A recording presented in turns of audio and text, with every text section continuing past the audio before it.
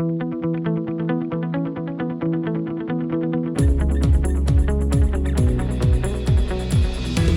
listening to B2B Tech Talk with Ingram Micro, a place to learn about how to grow your business and stay ahead of technological advances before they become mainstream. This episode is sponsored by Ingram Micro's Xvantage, the next level way to transform your business's potential and reshape how customers see you through advanced transactional data. Let's get into it. Welcome to B2B Tech Talk with Ingram Micro. I'm your host, Shelby Skrhak, and our podcast today, I'm sitting down with Doug Cheung, Director of Product Management at Netgear. Good morning, Shelby. Good to see you again. Yeah, thanks for joining me again. So today we are talking about Pro Wi-Fi design support from Netgear, but I want to do a little bit of a recap. So back in January 2022, we did an episode about Pro Wi-Fi for small businesses, where you and I discussed why Pro Wi-Fi is lucrative for small business and what value that Netgear offers. So today we're going to do more of a deeper dive into Netgear's Pro Wi-Fi design services. So what does Netgear's Pro Wi-Fi design services entail? Certainly. Thank you. So last time we talked about the Pro Wi-Fi products, right? And the reason that we say that is a lucrative business for our resellers, VARs, and MSPs are really twofold. One is that we price the products for mutual success, meaning that we build in a fair amount of margin for our partners to be successful. Because, it has to be sustainable, right? We run a business, it has to be sustainable. So the product itself is priced for success. Two is equally important and probably even more important. That is the Insight cloud-based management platform. That Insight cloud management platform allows our resellers and VARs and MSPs to remotely manage multiple of their customers' networks at multiple locations. So it's all about scalability, right? The whole reason that businesses like a small school, a library, a municipal building, a small theater even, the reason that they want to outsource their IT services or IT administration is to seek a more effective, cost-effective way of managing the network, right? So the MSPs must provide a cost-effective solution. And the only way to do it is to be able to simultaneously manage multiple customers. That's how they achieve the economy of scale. So we provide that very, very, very crucial tool to our partners to enable them to provide a subscription-based post-installation long-term service contract with their customers. So that's why I humbly submit to you that our Pro Wi-Fi total solution is not just the hardware, it's not just the software, it's the cloud service, the software, the hardware, the forward, backward compatibility, the whole nine yards, right? The enchilada. That is the foundation to a successful MSP or reseller business. So that's one. Now, transition a little bit to your question for today. What is Pro Wi-Fi design services? To be honest, Wi-Fi could be finicky. Wi-Fi could be somewhat difficult, right? We all experience it, right? There are dead spots in the house. There are corners. There are places that we just experience extremely slow Wi-Fi or no Wi-Fi at all. It all comes down to radio, right? Radio is a physical phenomenon that is just something that, nature gives to us. So what affects a radio signal performance? Performance meaning, penetration, the reach in terms of distance, as well as the strength of the signal at a certain distance from the origin, right? From where the emitter is. So, what factors would determine or change that? There could be the shape of your house, the material, the building material, where your beams are, where your columns are, where, are you using concrete versus plywood? Are you using steel beams? A lot of modern buildings, even in my community, there are very nice townhouses, right? They're not huge. They're just very nice, well-built townhouses that are steel structured. Yeah, those corrugated steel.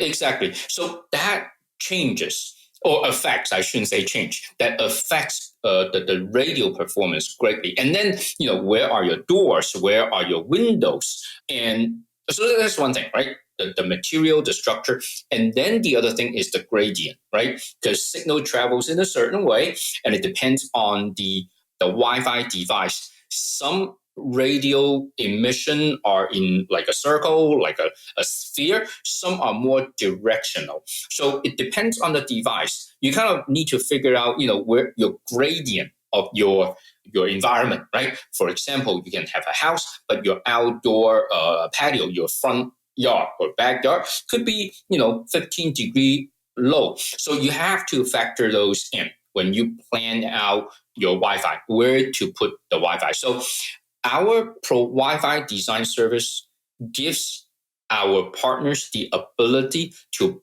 plan for Wi-Fi installation, where to put the Wi-Fi access point and what type of Wi-Fi access points to put at that particular location. Because as you know, Netgear, well, I will also humbly say that we're not the only company that has multiple SKUs of Wi-Fi, right? There are different SKUs to serve different purposes. I like to say that Netgear has a pretty wide range of Wi-Fi access points, ranging from dual band to tri-band and multiple radio, what we call multiple radio chains or streams of radio signals going out. So the planning will give our customers a very clear kind of, I would say, guidance, or at least a reference point of what type of access points to use and where to put those access points, provided the actual architectural environment, meaning the floor plan,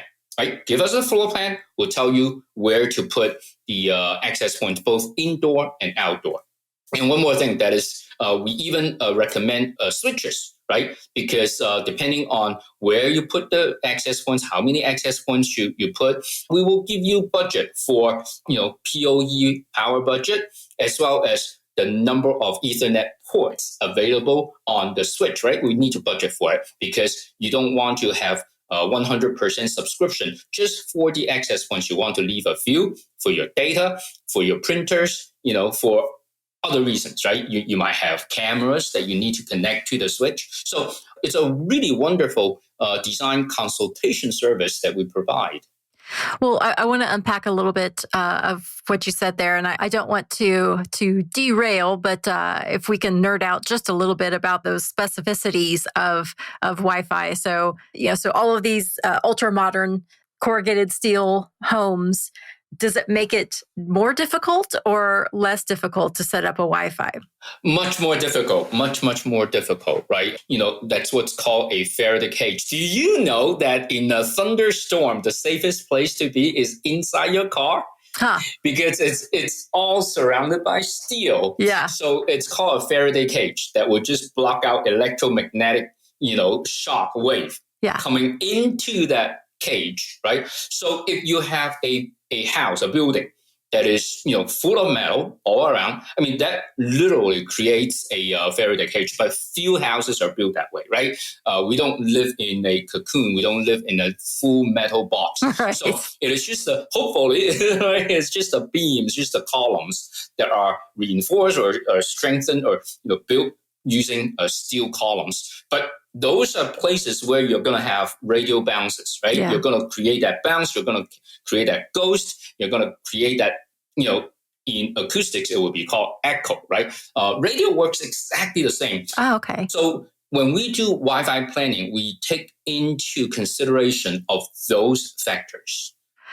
That's interesting. I guess also along that same line, we use homes as an example, but for resellers that are trying to service their customers, I imagine there is a whole wide variety of types of buildings that they're trying to outfit with strong, reliable Wi-Fi. So I wonder, is it more or less difficult to outfit a school with students that need all of these, laptops to connect and have, those reliable connections? You have a really, really good point. Schools are more difficult in the sense that in a home environment, you kind of can predict how many devices that Yeah. you have and the number of people that you have. In a school environment, you also need to predict the number of people that you have and the number of devices that you have. But one other thing that you need to take into consideration is that how people move. How are that number of people, persons distributed around the building? So the floor plan will tell us, here's the auditorium, here are the classrooms, here are the administrative offices. And based on that, the Wi-Fi planning will hopefully intelligently predict, okay, here's the auditorium that will have a very high concentration of people and devices, right? And that's, in our Wi-Fi parlance, we'll call it high density, right? It is a very high density environment. So the floor planning process will take into consideration of that, that behavior that is unique to a school, to a theater, to a public area, to a restaurant, for example. We can predict that the storage room probably have very little activity, kitchen, very little activity, but the front, the dining hall, dining room, we should have adequate Wi-Fi support, as well as outdoor, right? Because many restaurants these days, serve, meals, dinner at a very, very nice ambiance outdoor, right? So we need to take that into consideration. So yes, your question is, right on, right? Different type of installations, business applications would require a slight different calculation in the Wi-Fi planning. Well, and that's the thing. I mean, I pose it as, is it easier to plan Wi-Fi for a school or launch a rocket ship? Because it's difficult. There's a lot of factors. Right. It would be naive to think that all resellers would know these things offhand and be able to have the in-depth expertise to say, okay, well, we know that we don't just need, these kind of cones or these, spheres of coverage here, here, and here, and it's all just evenly spread. So that is then the benefit that... It's about efficiency too, right? Because even for an experienced Wi-Fi engineer, right, a typical process is that the engineer take a walk, right, on the floor and visually see the things and then figure it out. But that takes time.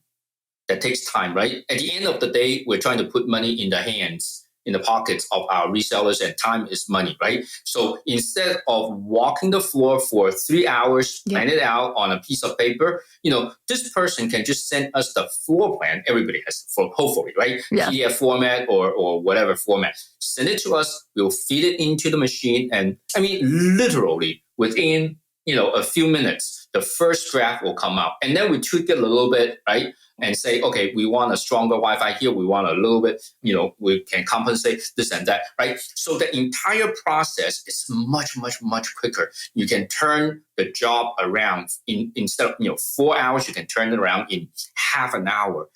From an assessment standpoint, right? From an assessment standpoint, installation is yet another chunk of time that, we have other solutions to reduce the time. But from an assessment planning standpoint, we're trying to reduce number one, the travel time. You don't have to travel on site. Number two, the actual time to do the planning. So I would highly recommend anybody who has a site that requires more than 8 access points, do it.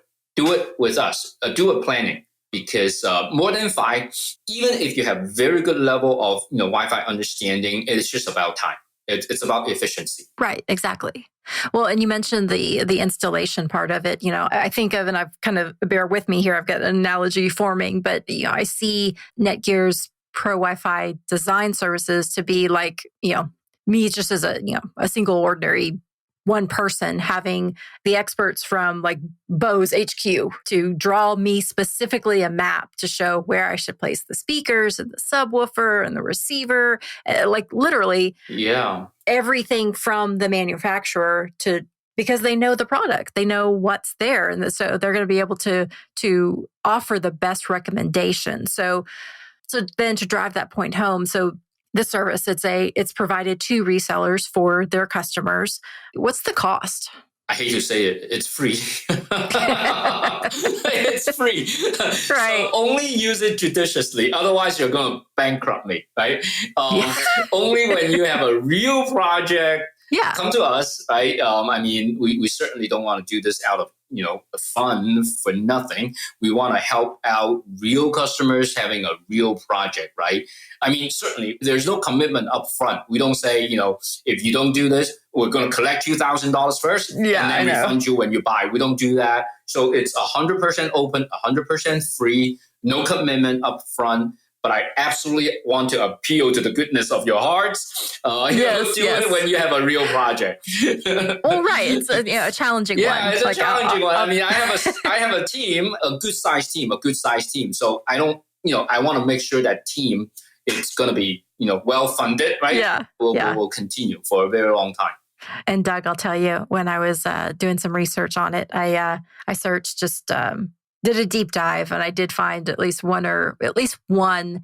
It wasn't like a VAR or a reseller. On their website, they had, have Netgear design your, your pro Wi-Fi, and being able to say that is impressive. I mean, you don't need this level of expertise for every single plan, but for those ones that you would be spending hours on site, exactly, that's a big value. Yeah, and it's very expensive to have made a mistake. Using your example of kind of wiring your beautiful, high quality speakers, right? And those cables are expensive.